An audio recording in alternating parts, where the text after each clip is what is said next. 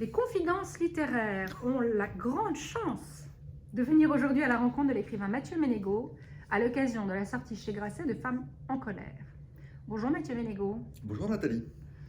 Je me propose pendant cette petite heure que nous allons passer ensemble d'aborder avec vous votre actualité et votre dernière parution, les œuvres littéraires et les auteurs qui ont marqué et jalonné votre parcours, vos coups de cœur littéraires, cinématographiques plus récents et la musique qui vous accompagne, quelques questions ayant trait à votre rapport à la littérature et à l'écriture, et enfin dans la dernière partie de notre entretien, je vous demanderai si vous avez un objet auquel vous êtes particulièrement attaché, et si vous en êtes d'accord, je vous demanderai de nous lire un extrait de votre livre.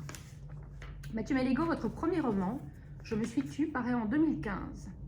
Un fils parfait en 2017, inspiré par une histoire vraie, reçoit le prix Claude Chabrol du roman noir et est porté à l'écran en 2019. Est-ce ainsi que Les Hommes jugent paraît en 2018 et reçoit le prix Yourcenar 2019. Disparaître paraît en 2020. Nous sommes ici aujourd'hui pour parler de votre 5e roman, Femmes en colère, qui vient de paraître. Alors de quoi s'agit-il ? Nous sommes devant la cour d'assises de Rennes à un moment crucial d'un procès. Le jury s'apprête à entrer en délibération. Mathilde Collignon, médecin gynécologue, divorcée, mère de 2 petites filles, risque 20 ans de réclusion pour actes de torture et de barbarie ayant entraîné une mutilation ou invalidité permanente après avoir été victime d'un viol perpétré par 2 hommes. Tour à tour, nous sont donnés à entendre la voix de Mathilde, qui écrit un journal en nous relatant son histoire, et la voix des jurés et magistrats pendant leur délibération. 9 hommes et femmes qui doivent choisir entre le droit, que les juges placent au-dessus de toute autre considération, et leur part d'humanité. La justice intime à une condamnation lourde, l'humanité invite à la clémence vis-à-vis de cette femme. Alors même que ces violeurs, ces agresseurs deviennent des victimes, Mathilde deviendra un symbole et le révélateur d'une société post-MeToo. Mathilde Collignon ne clame pas son innocence mais réclame justice. Aujourd'hui, 1 femme sur 8 est victime d'un viol. Il faut que la peur change de camp. Alors, avant de vous donner la parole, je souhaiterais vous remercier pour plusieurs choses. Et après, vous pourrez parler. Au premier chef, la qualité de votre roman. Dès les premières pages, vous nous prenez par le licol pour ne plus jamais nous lâcher. Jusqu'à la dernière page, le souffle court et les larmes aux yeux. Merci également pour votre capacité extraordinaire à prendre la voix d'une femme et de vous mettre dans sa tête, sa peau, son corps, ses désirs, sa souffrance, qui plus est pour aborder un sujet aussi délicat. Enfin, en creux, votre roman interroge avec maestria l'avenir de la relation homme-femme. C'est à vous. Et ma première question, quel a été l'élément déclencheur de votre roman ? Comme souvent, c'est une histoire qui m'a été racontée. Pardon, Nathalie. C'est la femme de mon guide. Je fais beaucoup de montagne et il y a une tradition qui est, après avoir fait ce qu'on appelle une course en montagne, donc avoir escaladé un sommet ou s'être promené dans des contrées glaciaires, voilà, on prend un verre et la femme de mon guide m'a raconté cette histoire d'une femme vétérinaire qui avait été violée par 2 hommes et qui leur a proposé de les revoir après. Ces 2 hommes ont été suffisamment idiots pour penser que ouais, c'était une bonne idée de la revoir, puisqu'elle avait elle avait donné l'impression d'aimer ça, hein, manifestement, puisqu'elle en redemandait. Et cette femme s'est vengée. Et cette histoire m'a voilà, interpellé. Je suis parti de ça pour me dire, au fond, comment est-ce que je peux replacer cette histoire dans un contexte d'aujourd'hui, et j'ai voulu y ajouter toute l'ambiguïté, c'est-à-dire que Mathilde Collignon va être violée à la suite d'une rencontre sur un site de rencontre. Et donc elle sait que sa voix de victime risque d'être très décrédibilisée. Comment est-ce qu'on peut dire j'ai été violé alors que je suis allé moi-même au rendez-vous, personne ne m'a forcé, etc. etc.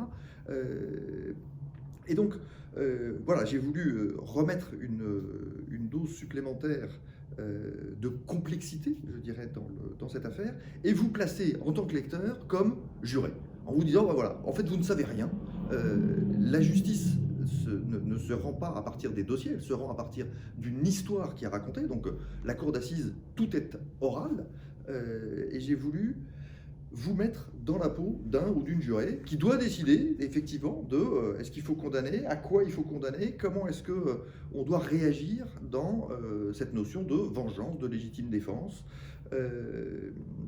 Et je trouvais intéressant de vous faire plonger dans un jury français, parce qu'on connaît tous le mode de fonctionnement d'un jury américain, parce qu'on a été abreuvé de séries, de films, et on a tous vu voilà, la nécessité de l'unanimité.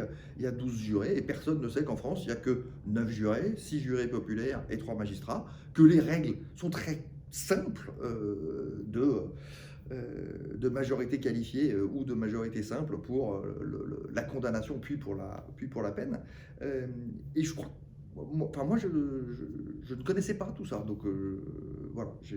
C'était d'ailleurs ma prochaine question, c'est-à-dire comment vous êtes-vous immergé dans cette procédure pénale française, qui est tout à fait particulière, parce qu'effectivement, on a dans notre imaginaire, par les séries ou par connaissance, les jurés américains, ce sont les jurés qui délibèrent. Là, nous avons des jurés et les magistrats qui sont là. Donc, et vous décrivez avec talent et j'imagine avec beaucoup de documentation les délibérations et la procédure pénale française. Comment vous êtes-vous immergé et la documentation, comment est-elle venue? Ben, j'ai passé du temps avec l'ancien président de la Cour d'assises de Paris, Dominique Coujard, qui est un homme absolument remarquable. Enfin, moi, j'ai été à la fois charmé et impressionné. Ces magistrats sont des connaisseurs de notre société à part. Ils en voient tous les travers, tout le pire et le meilleur dans les délibérations. Et moi, il me racontait, les jurés voient des trucs que ni les chroniqueurs, ni les avocats, ni rien n'ont vu dans les délibérations.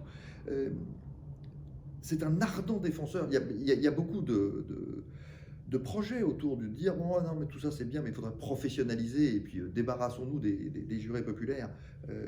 Lui en est un ardent défenseur. Donc j'ai passé du temps avec lui, j'ai couvert des cahiers de notes. Voilà, j'ai pris beaucoup de notes.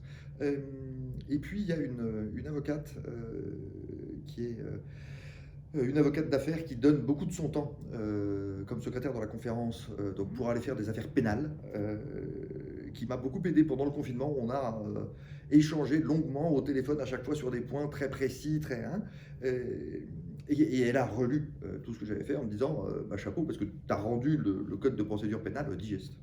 Oui, c'est clair. Alors, évidemment, ce qui est passionnant, c'est aussi le regard qu'on a sur le rapport, et vous interrogez évidemment ça, entre le rapport entre l'homme et la femme depuis MeToo en particulier, parce que les choses, en tous les cas, la parole se libère.